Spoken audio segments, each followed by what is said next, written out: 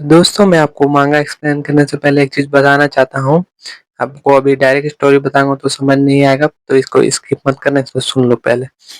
जो माँगा है सीज़न 10 का 10 पार्ट, तो इसमें ना 10 साल का लीप आ चुका है। यानी ये 10 साल के बाद के आगे का अब यहाँ से कहानी शुरू होगा। जैसे कि आपको देखना होगा, इसमें आगे देख के पता चलेगा कि यहाँ फाइनली अंडर 4 से शादी हो चुका है जिन्हों का, और उसका बेटा भी है।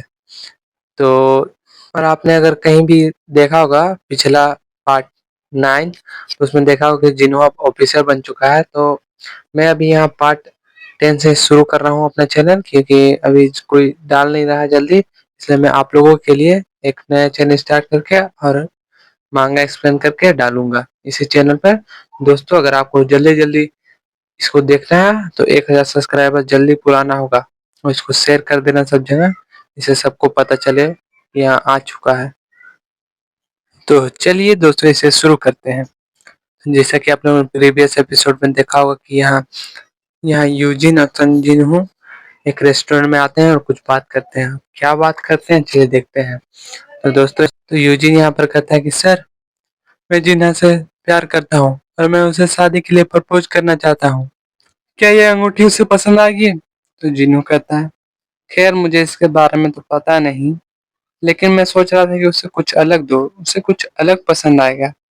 फिर यूजिन यह कहता है, मैं सोच रहा हूँ कि कंपनी के प्रॉपर्टी पे एक बिल्डिंग बनाऊं। जब जिन्हा वापस आएगी अपनी पढ़ाई को पूरी करके, तो वो यहाँ पर एक अपना क्लिनिक खोल सकती है। फिर जिन्हो कहता है, रुको, उसकी करेंट वैल्यू तो 30 बिलियन वन है। यूजिन चौंकते हुए कहता है कि आपको इसके बारे में कैसे पता चला? तो जिन्हो को यह बात उसके डीलर से पता चली। फिर जिन्हो यहाँ कहता है कि तुम्हें यह सब करने की कोई जरूरत नहीं है यूजिन, तुम एक अच्छे इंसान हो, तुम बस जो हो उसे दिखाओ कि तुम क्या हो। फिर यूजिन यहाँ रोते हुए कहता है, क्या मैं आपको गले लग सकता हूँ? और फिर उस पे कुछ जाता है, बड़े भाई। फिर सीन चेंज हो जाता है और हमें एक अच्छी सी खूबसूरत सी बिल्डिंग दिखाई देती है जो जिन्हों की होती है। और जिन्हों यहाँ जाता है, गेट खोलता है। गेट खोलते हुए वो बोलता है कि मैं घर वापस आ गया। तो जैसे ही जिन्हों घर में पहुंचता है, तो उसका बेटा चिल्लाता है, पापा, पापा, पापा। यहाँ पर चाय बोलती है, तुम्हारा घर में स्वागत है। यहाँ पर चाय कहती है, तुम तो ड्रिंक करने गए थे, लेकिन तुम तो बिल्कुल भी नशे में नहीं हो। तो यहाँ पे जिन्हों कहता है, यूजिन मुझसे कुछ इम्पोर्टेंट बात करना चाहता था, इसीलिए मैं उसके साथ गया था। जिन्हों कहता है, सो अभी तक क्यों नहीं सोया? तो मिस्टर चा कहती है कि इसने दोपहर को अच्छी नींद नहीं ली थी, इसीलिए अभी तक जगा हुआ है। फिर हमें उनके बैकग्राउंड में दिखाया जाता है जहाँ पर इग्रिस और बेनियल लड़ रहे थे। क्यों लड़ रहे थे चलिए देखते हैं। तो यहाँ पर बेनियल बोलता है कि मैं प्रिंस को तलवारबाजी सिखाऊंगा और मैं उन्हें सबसे खतरनाक तलवारबाजी करना सिखाऊंगा। तुम्हें इससे क्या प्रॉब्लम है कि? तो यहाँ पर सिक्रिस बोलता है कि यहाँ पर सबके पास पावर नहीं होती है बेवकूफ, यहाँ उन्हीं के पास पावर होती है जिनके पास सर्टिफिकेट लाइसेंस होता है। आप लोगों को पता ही होगा कि क्रिस पूरे शैडो सोल्जर का टीचर है, इसलिए वो अभी टीचर की तरह बात कर रहा है, सर्टिफिकेट और ये सब। यहाँ पर चिन्नू बोलता है, मैं इसे तलवारबाजी सिखाऊंगा, लेकिन पहले ये ठीक से चलना तो सीख ले। हिंचा बोलती है, ओए क्या, पहले हम उसे अच्छी एजुकेशन और अच्छी हैबिट सिखाएंगे। तो जिन्हें बोलता है, हाँ हाँ हाँ मैडम हाँ। और फिर हमें यहाँ पुलिस स्टेशन का सीन दिखाया जाता है। यहाँ कमांडेंट का ऑफिस दिखाया जाता है और जिन्नू बोलता है, क्या आप मुझसे मिलना चाहते थे बॉस? और फिर जिन्नू का बॉस कहता है कि मुझे खबर मिली है कि तुम दूसरे एजेंटों का भी काम कर दे रहे हो। तुम्हें इतना ज्यादा काम करने की कोई जरूरत नहीं जिन्नू, तुम ये सब करके उन्हें नाराज कर दे रहे हो। और हमें पता चलता है कि जिन्नू का बॉस और कोई नहीं, वो जिन चौल होते हैं। वो कहते हैं हंटर संग। तो जिन्नू यहाँ पर कहता है, अब मैं हंटर नहीं हूँ सर, तो आप मुझे इस नाम से ना ही बुलाएं तो बेहतर होगा। मुझे पता है, लेकिन मैं आपको इस नाम से बुलाता हूँ तो मुझे बहुत अच्छा लगता है। और फिर मिस्टर चुन जिन्हों से कहता है कि क्या तुम्हें पता है कि जो आत्महत्या करने वाली औरत का पिता था, वो कुछ दिन पहले ही मर गया? तो जिन्हों यहाँ पर कहता है, मुझे इसके बारे में कुछ नहीं पता। और फिर मिस्टर चुल कहते हैं कि जब वो मरा था तो उसके आसपास के सारे कैमरे बंद हो गए थे। तो मिस्टर जिन कहता है, मुझे तो इसके बारे में कुछ नहीं पता, ये बहुत अजीब है। फिर चुल कहते हैं कि आप जो भी करें मुझे आप पर भरोसा है। यानी चुल को भी पता चल गया था ये कारनामा जिन्हू ही का है। और फिर मिस्टर चुल जिन्हू को एक कार्ड देते हैं और कहते हैं मैंने आपको उसके लिए नहीं इसके लिए बुलाया है। तो फिर जिन्हू उस कार्ड को उठाता है और बोलता है ये क्या है। तो मिस्टर चुल बोलते हैं, वो बहुत घबराए हुए थे और बोलते हैं कि आपको पता है हंटर एसोसिएशन के प्रेसिडेंट मिस्टर गोगिन, उनकी हालत अब बहुत गंभीर है, कुछ कहा नहीं जा सकता। फिर सीन कट होता है और हमें एक बड़ा सा हॉस्पिटल दिखाया जाता है। इसी हॉस्पिटल में प्रेसिडेंट गोगिन एडमिट है। फिर हमें दूसरे सीन में दिखाया जाता है कि जिन्होंने यहाँ अपने ट्रांसफॉर्मेशन मैजिक से पहुंच चुका है और वो प्रेसिडेंट गोगिन को देख रहा है क्योंकि उनकी तबीयत बहुत गंभीर बताई जा रही है अभी। मिस्टर गोगिन को एहसास हो जाता है कि यहाँ कोई आया है। वो देखते हैं कि यहाँ जिन्नू खड़ा है। आप लोगों का एक डाउट मैं क्लियर करना चाहूँगा, जिससे कि आप लोगों ने पिछले एपिसोड में देखा होगा कि जिन्हू ने प्रेसिडेंट को एक जार ऑफ लाइफ पिलाया था, तो उससे तो प्रेसिडेंट का तबीयत ठीक हो जाना चाहिए। तो मैंने आप लोगों को शुरू ही में बताया था कि ये 10 साल का आगे की कहानी चल रही है।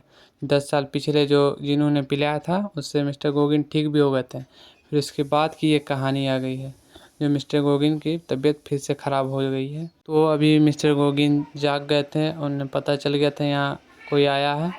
तो जिन्हों उनका मास्क हटाता है। प्रेसिडेंट यहाँ पर कहते हैं, आप वापस आ गए लॉर्ड, मुझे फिर से आपको देखकर खुशी हुई। सच कहूँ तो बहुत समय हो गया, मेरी नज़र सिर्फ आपको ही खोज रही थी।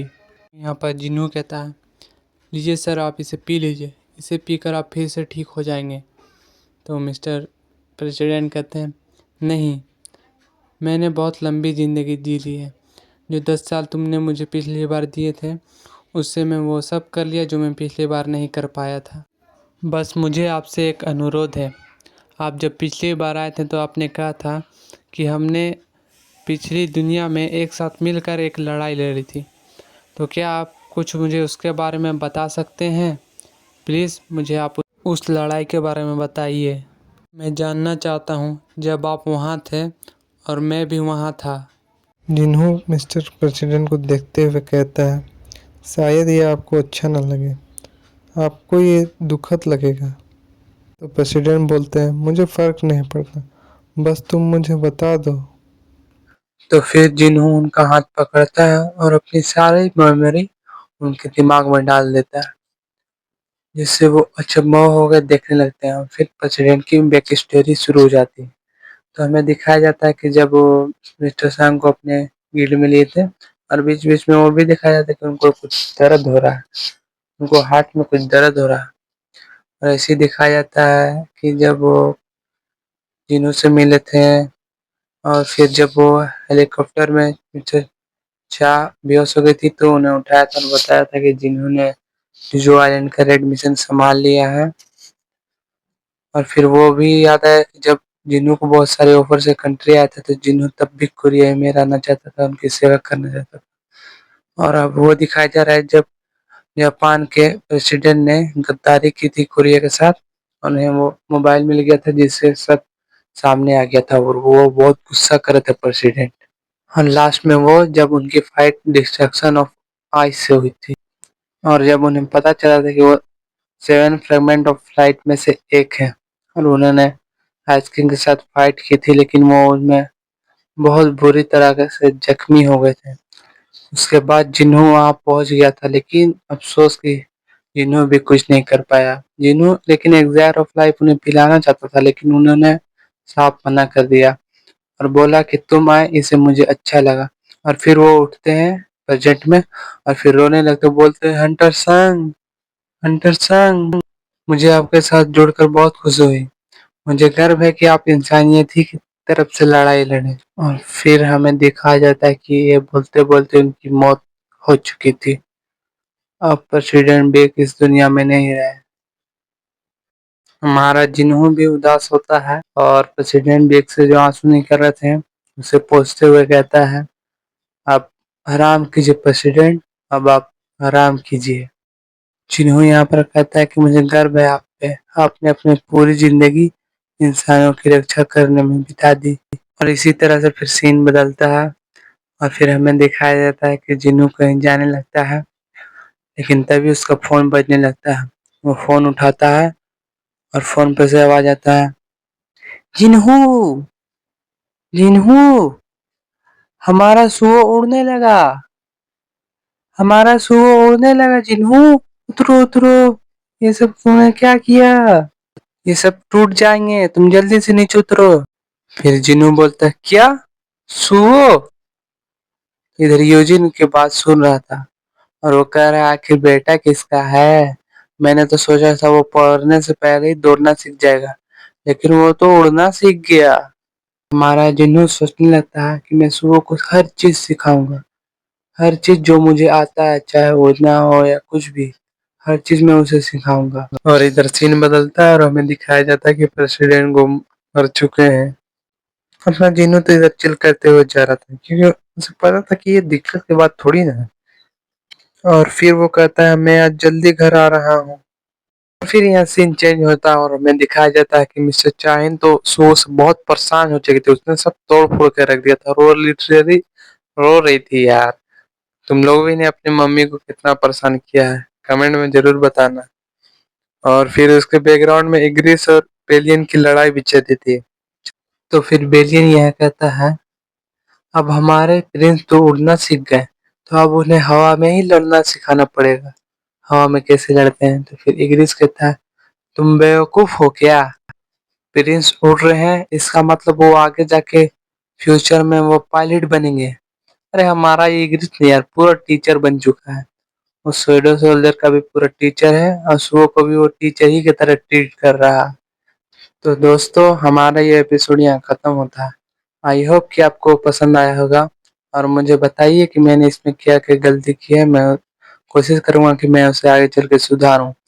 और आप लोग लाइक, सब्सक्राइब, चैनल को शेयर करना और बेल आइकन को ऑल पे सेलेक्ट कर देना, ताकि जो भी वीडियो आए शुरू में वो आपके पास आए और आप उसे तुरंत देख लें। तो चलिए हम लोग चलते हैं, मिलते हैं अगले एपिसोड में।